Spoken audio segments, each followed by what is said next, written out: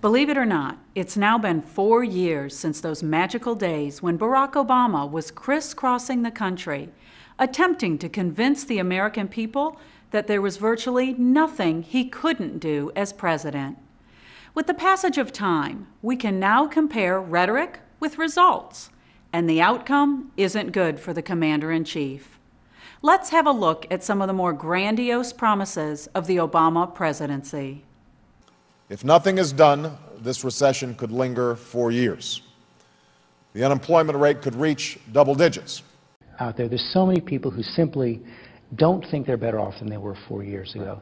How do you convince them that they are? Well, I don't think they're better off than they were 4 years ago. They're not better off than they were before Lehman's collapsed, before the financial crisis, before this extraordinary recession that we're going through. I think that what we've seen is that we've been able to make steady progress to stabilize the economy, but the unemployment rate is still way too high. All of them have projects that are shovel-ready. We've got shovel-ready projects all across the country.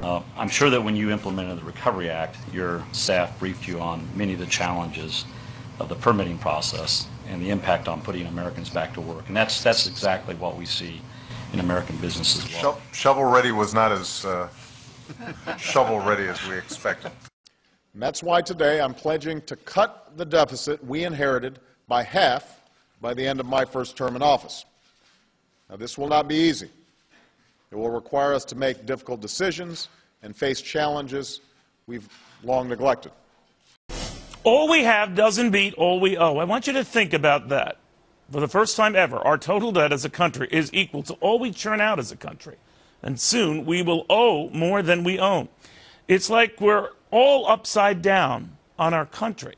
Our soaring debt is now as big as our entire economy. It's true.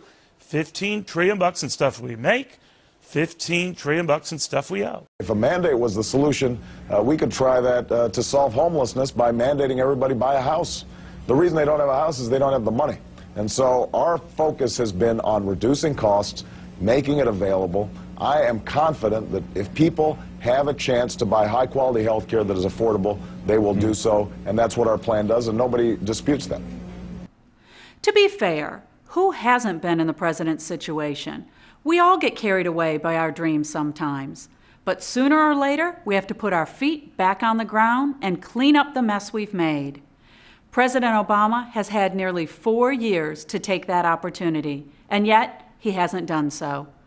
Big mistake, Mr. President, because come November, the American people just might decide to do it without you. That's this week's Freedom Minute.